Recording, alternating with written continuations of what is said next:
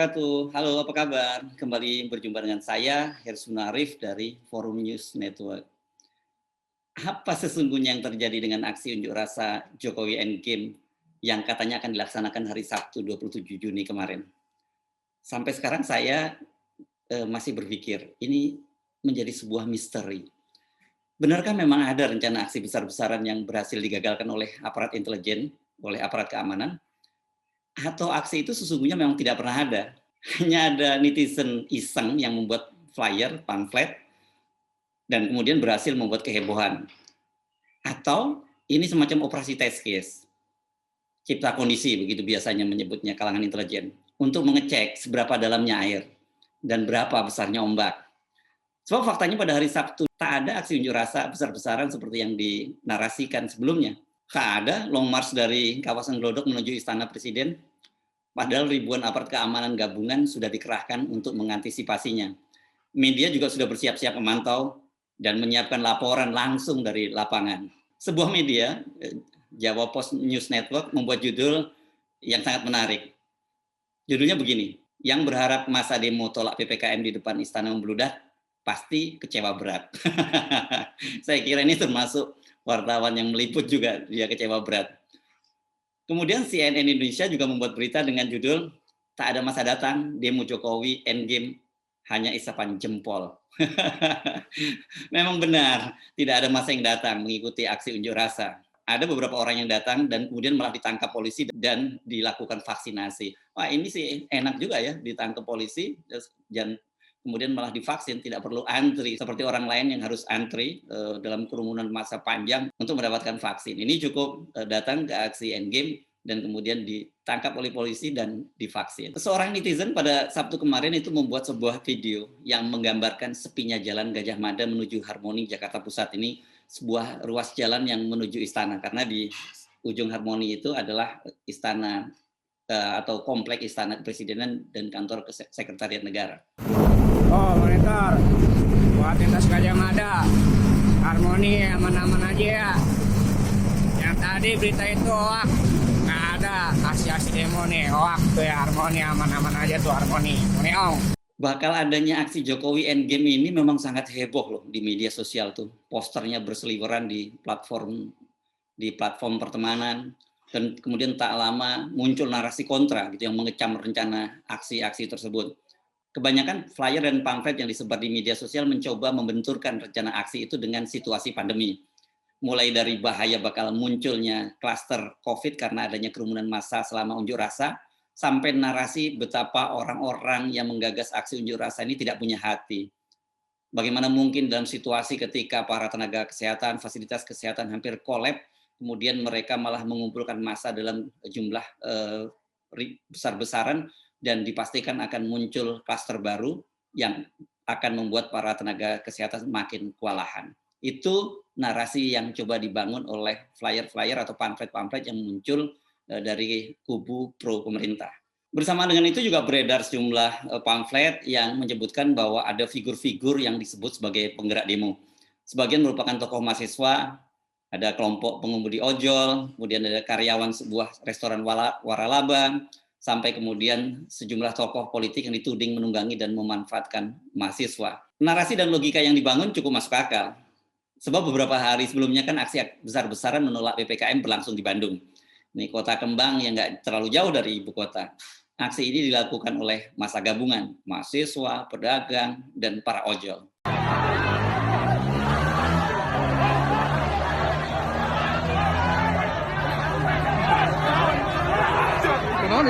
Rupanya ini kalau kita dia tidak bantu ya itu.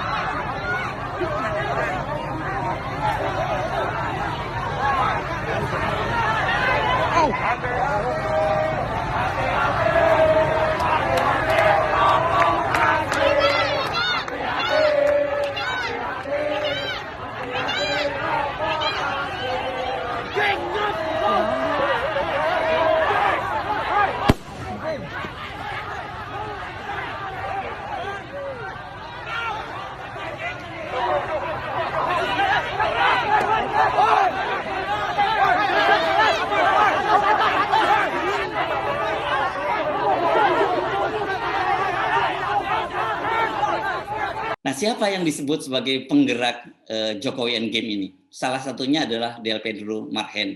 Ini adalah seorang mahasiswa yang tergabung dalam kelompok Blok Politik Pelajar.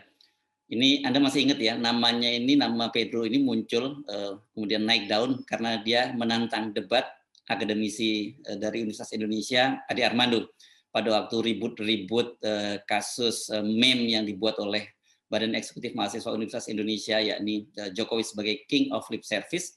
Pada waktu itu Ade Armando kan mengecam aksi ini dan menyebut mereka dengan berbagai sebutan yang tidak pantas, antara lain pandir, kemudian masuk ke UI, nyogok. Tudingan Ade Armando ini kemudian dipersoalkan oleh sejumlah banyak orang, dan ada satu kelompok mahasiswa yang tergabung dalam Blok Politik Pelajar menantang debat, dan kemudian debat ini saya fasilitasi disiarkan secara langsung di Harrisburg Point. Dan pada waktu penontonnya luar biasa. Sejak itu Del Pedro naik daun. Benarkah Del Pedro sebagai penggerak Endgame? Del Pedro menolak tudingan itu. Dia mengaku dia tidak tahu menahu soal Endgame ini. Tetapi Del Pedro mengaku dia setuju dengan tuntutan agar Jokowi segera mengundurkan diri karena dianggap gagal menangani pandemi dan juga menangani krisis ekonomi. Seorang tokoh mahasiswa dari Bandung, yakni Ketua BEM Unpar, Tafarel Giovanni Montero, juga disebut-sebut sebagai penggerak Endgame. Dan seperti halnya Del Pedro, itu status pribadinya juga disebar di media sosial. Ini Del Pedro kan di flyer-flyer atau poster-poster di media sosial itu fotonya disertai dengan nomor telepon dan alamat rumahnya disebar dan diserukan untuk ditangkap. Namun seperti halnya Del Pedro, ini Giovanni atau Tafarel Giovanni Montero ini juga membantah, tapi bukan dia yang langsung membantah. Yang membantah adalah kampus Unpar. Menurut pimpinan di kampus Unpar, mereka sudah mengkonfirmasi ini, sudah menanyakan ini kepada Tafarel, dan itu dibantah. Jadi tidak ada mahasiswanya yang terlibat dalam aksi Jokowi Endgame. Begitu juga dengan seorang karyawan Mendes, ini namanya Ahmad Sofyan. Dia disebut-sebut sebagai pembuat poster Endgame. Dan lebih menarik lagi karena Sofyan ini dikait-kaitkan sebagai alumni 212. Fotonya juga disebar, ada nomor teleponnya, dia juga alamatnya.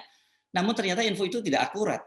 Wendy's Indonesia, ini restoran waralaba makanan, membantah bahwa karyawannya terlibat dalam aksi Jokowi Endgame. Menurut Wendy's, Sofyan ini sudah tidak lagi bekerja di Wendy's sejak tahun 2017. Jadi lagi-lagi info ini, kabar yang disebar bahwa mereka-mereka ini terlibat dalam Jokowi Endgame itu kelihatannya sangat tidak akurat. Siapa lagi yang disebut akan terlibat dalam aksi unjuk rasa Jokowi Endgame? Kelompok ojol. Kelompok ojol juga membantah. Mereka bahkan sampai kemudian bertemu dengan Kapolda Metro Jaya, Irjen Pol Fadil Imran, dan menjelaskan mereka tidak akan terlibat dalam aksi Jokowi Endgame ini. Bukan hanya mahasiswa, karyawan atau ojol, tapi ada kelompok-kelompok lain. Ini biasanya disebut sebagai kelompok intelektual yang disebut akan menunggangi aksi Endgame ini. Mereka adalah pentolan kami. Sebelumnya soal adanya kelompok yang akan menunggangi ini disebutkan juga oleh Ade Armando. Dia menyebut ada politisi busuk yang menunggangi, memanfaatkan mahasiswa dalam aksi Jokowi Endgame. Kali ini pentolan kami yang disebut, ada Jenderal Gatot Nurmantio, ada Lis Sungkarisma, ada Dr. Husnul Maria, ada juga Said Didu, Rocky Gerung, Refli Harun, dan beberapa orang lainnya. Posternya juga disebar. Mereka disebut sebagai dalang dari aksi Jokowi Endgame ini. Betapa seriusnya aksi ini atau rencana aksi ini itu terlihat atau tercermin dari berkumpulnya para petinggi keamanan negara di kantor Menko Polhukam pada hari Jumat 23 Juli lalu. Saya ingin menyampaikan perkembangan pengelolaan penanganan COVID dalam kaitannya dengan situasi sosial, politik, ekonomi, dan sebagainya yang baru saja kami bicarakan di dalam rapat inti Polhukam, dihadiri oleh 9 kementerian dan lembaga, Menko Polhukam, Mendagri, Menlu, Menkominfo, Panglima TNI, Jaksa Agung, Kapolri, KSP, baru saja selesai rapat yang pada intinya mencatat hal-hal sebagai berikut. Pemerintah menyadari dan mencatat adanya semacam ketakutan atau keresahan di tengah-tengah masyarakat berkenaan dengan COVID-19 yang trennya terus tidak menentu. Keresahan itu muncul dalam dua bentuk. Satu, takut, bahkan katanya takut mati karena COVID. Kemudian di seberangnya itu takut mati karena ekonomi. Bayangkan seperti yang dikatakan oleh Pak Mahfud MD tadi, Menko Polhukam Mahfud MD, bahwa semua petinggi hukum berkumpul untuk mengantisipasi aksi itu. Jadi ini tidak main-main, bahkan Mahfud mengancam akan menindak tegas mereka-mereka yang akan melakukan aksi unjuk rasa di tengah PPKM darurat, di tengah tingginya angka COVID. Pemerintah mengetahui bahwa sekelompok orang memiliki keinginan untuk memanfaatkan situasi. Tadi ada kelompok yang murni tadi, lalu ada kelompok yang tidak murni. Ya, masalahnya itu hanya ingin menentang aja, memanfaatkan situasi. Apapun yang diputuskan pemerintah diserang, itu ada yang seperti itu. Oleh sebab itu, kita harus hati-hati karena yang seperti ini, kelompok yang tidak murni, selalu melakukan provokasi dan menyatakan setiap kebijakan pemerintah itu salah. Padahal pada prinsipnya pemerintah itu terbuka dan merespon segala aspirasi masyarakat. Namun sebaiknya aspirasi dalam masa pandemi ini disampaikan melalui jalur komunikasi yang sesuai dengan protokol kesehatan. Seperti misalnya melalui virtual meeting, webinar, dialog-dialog di televisi, happening art gitu, yang menjaga protokol kesehatan, itu silahkan melalui media sosial dan sebagainya. Pemerintah ingin menegaskan bahwa aksi demonstrasi secara fisik yang tidak sesuai dengan protokol kesehatan, membahayakan keselamatan masyarakat, serta melanggar hukum, pemerintah akan melakukan tindakan tegas demi prinsip yang nomor satu tadi. Kita ingin menyelamatkan masyarakat yang banyak. Melalui juru bicaranya, Irjen Pol Argo Yuwono, Mabes Polri juga meminta massa membatalkan aksi. Dan dia menyerukan agar massa menggantinya dengan audiensi. Dan ternyata seperti kita saksikan bersama, tidak ada aksi apapun. Ya, benar saudara, tidak ada aksi apapun seperti yang tadi disampaikan oleh sejumlah wartawan di lapangan. Jadi apa yang bisa kita simpulkan? Kalau lihat keseriusan aparat, bertemunya para petinggi negara, jumpa pers Mahfud MD, dan dikerahkannya para buzzer secara masif, kita bisa menyimpulkan bahwa aparat intelijen kebobolan. Atau kalau tidak menyebut kebobolan, ya kita bisa menyebutnya seperti yang dilakukan oleh Rocky Gerung sebagai kena prank.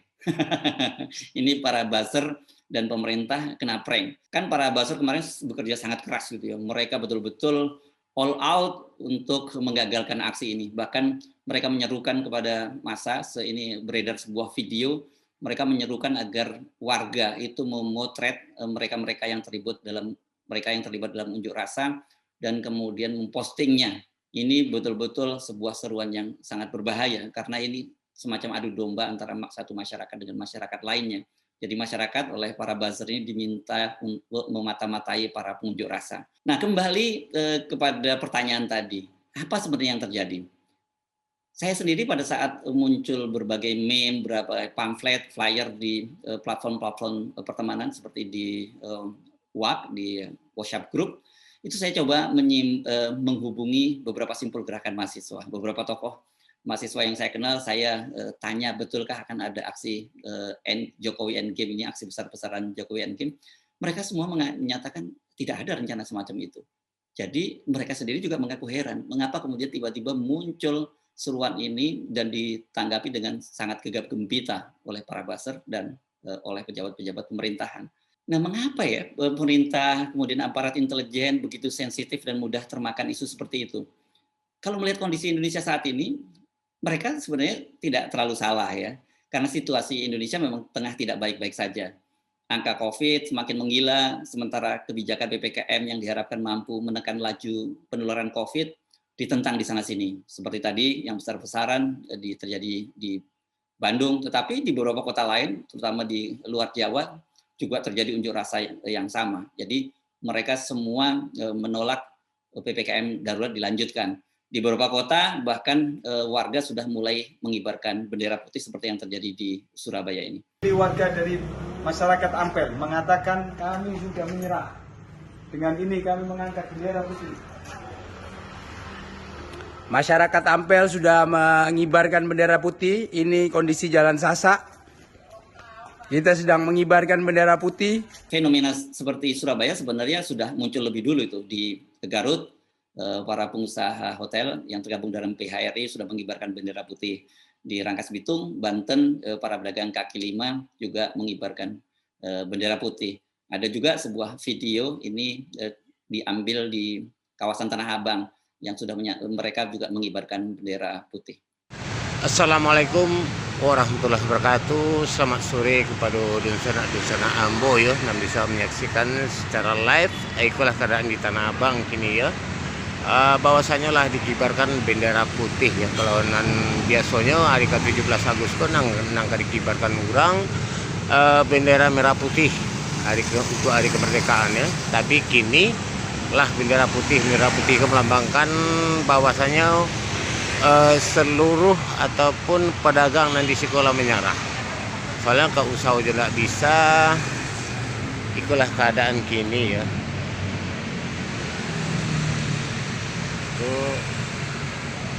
Iko di seberang Blok B ya. Iko cuma sekedar membagikan informasi kepada Dunsana dan bisa menyaksikan bahwasanya itulah keadaan aslinya di Tanah Abang ya. Dulu dikenal pusat pasar mancanegara ya. Kini sebenarnya langgang orang tidak boleh pun usaha beraktivitas seluruhnya ditutup. Jadi ikulah bendera putih lah dikibarkan menandakan ada penyerahan diri ya. Kalau ditinju orang lah melemparkan anduk putih karing kalau bahwasanya lah menyerah. Sadonya kuncinya mungkin berserah diri kepada Allah, berserah diri kepada keadaan. Yo sadonya kita pulangkan kepada Allah, mudah-mudahan awak dapat perlindungan dan ada jalan keluarnya ya. Dan itulah sekedar informasi saja untuk Dunsana Ambo yang bisa menyaksikan sekedar informasi ya. Itulah keadaan sebenarnya di Tanah Abang. Cuman berbagi, oke, dan selamat malam, oke, selamat sore dan terima kasih. Kalau kita mengamati apa yang terjadi di media sosial, itu memang suasananya itu sungguh matang ya untuk sebuah gerakan massa. Bila tidak dikendalikan dengan baik, bisa berakibat fatal. Pemerintah nampaknya menyadari ada bayang-bayang besar kegagalan penanganan COVID. Angka penularan COVID itu meskipun diklaim berhasil ditekan, namun ternyata angka kematian semakin meninggi, bahkan pernah tertinggi di seluruh dunia. Hari Jumat kemarin atau sehari sebelum aksi Jokowi Endgame, nggak juga benar ya kalau dibilang aksi hoax atau isu aksi Jokowi Endgame itu tanggal 23 Juli kan, hari Jumat, angka kematian tercatat sampai 1.566 orang. Ini luar biasa tinggi. Padahal kan angka kematian ini yang selama ini jadi patokan.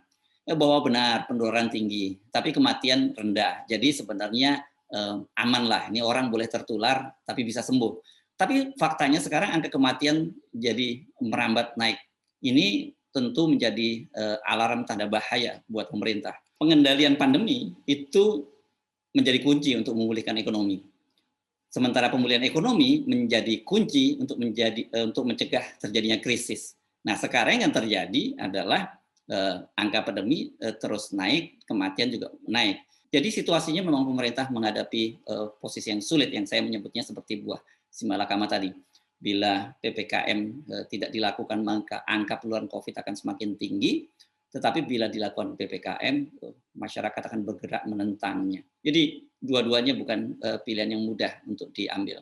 Jadi berbeda sekali dengan krisis-krisis sebelumnya. Dulu juga ada unjuk rasa terutama setelah Pilpres 2019 atau menjelang Pilpres 2019, terutama ketika hasil pengumuman hasil pilpres diumumkan oleh KPU itu banyak sekali aksi unjuk rasa bahkan berbuntut kematian. Tapi kali ini beda kasusnya. Ini krisis kali ini bisa berujung pada krisis periuk nasi. Itu yang menjadi serius ya. Karena orang lapar itu kan paling gampang dipicu untuk menjadi marah. Kalau beberapa waktu yang lalu tidak ada problem itu. Tetapi bayang-bayang bahwa akan ada orang yang tidak bisa makan itu sudah tampak di depan mata. Soal ini yang tampaknya sangat disadari oleh pemerintah. Karena itu sejak beberapa hari lalu ada semacam WA Blast ini. Saya sendiri juga mendapat WA Blast. Jadi mengajak rakyat meyakini bahwa Jokowi bisa menangani pandemi. Saya kira Anda juga sebagian ada yang menerima itu ya. Para pendukung Pak Jokowi bahkan juga sampai pejabat pemerintahan ini membuat tweet bond yang menyatakan percaya Jokowi bisa menangani pandemi. Sebuah kampanye yang kalau Anda masih ingat pada waktu itu yakni aksi Saya Pancasila, Saya Indonesia. Itu pernah dilakukan pada waktu itu ada sebelah fotonya Pak Jokowi dan kemudian dibuatkan satu foto di sebelah untuk menempatkan foto kita. Waktu itu luar biasa dukungannya cukup besar. Tetapi kali ini saya tidak melihat itu ya. Aksi membuat tweet bond ini tidak begitu sukses. Nah, saya sempat melihat sih ada salah satu pendukung Ganjar yang memanfaatkan momentum ini, menyatakan mendukung Jokowi menyatakan mendukung Jokowi bisa mengatasi pandemi sambil mengkampanyekan Ganjar sebagai calon presiden pada Pilpres 2024. Nih, Anda bisa lihat sendiri, inilah salah satu contohnya. Namun gerakan ini memang tampaknya tidak terlalu bergema. Saya kira penyebabnya karena pandemi COVID ini sekarang tidak pandang bulu. Apakah mereka penentang atau pendukung Jokowi bisa terkena COVID? Banyak juga di media sosial kan para pendukung Jokowi membuat video-video yang menyatakan kecewaannya terhadap Pak Jokowi. Mereka sebagai pendukung pada Pilpres 2019 ternyata sekarang keluarganya meninggal karena tidak bisa mendapatkan fasilitas rumah sakit dan juga tidak bisa mendapatkan oksigen. Nah, mereka sudah mulai kecewa. Jadi orang-orang seperti ini pasti tidak mau lagi bila diajak untuk membuat kampanye dukungan terhadap Jokowi. Begitu juga dengan krisis ekonomi. Semua orang sudah terkena. Mau cebong, mau kampret, semua terkena. Kalau dulu krisis itu tidak bisa dipicu karena ya memang tidak ada problem semacam itu. Tetapi sekarang ini kemungkinan besar akan terjadi krisis semacam itu. Apalagi kalau PPKM darurat dilanjutkan dan orang tidak bisa bekerja. Jadi dengan konstelasi politik dan ekonomi seperti itulah yang bisa menjelaskan mengapa seruan aksi Jokowi Endgame yang tak jelas juntrungannya itu bisa membuat geger orang se-Indonesia. Krisis pandemi, krisis ekonomi menjadi ujian kepemimpinan Jokowi. Mampukah dia mengendalikannya? Mampukah dia mengelolanya? Dan mampukah dia bertahan? Ini menjadi pertanyaan yang sangat serius dan saya kira ini menjelaskan mengapa kemudian seruan aksi Jokowi Endgame itu bergema luar biasa. Walaupun pada faktanya itu ada aksi, kalau meminjam istilah anak-anak sekarang, yuk kita melakukan aksi Jokowi Endgame, tapi itu bohong. Saya Arif, sampai jumpa. Assalamualaikum warahmatullahi wabarakatuh.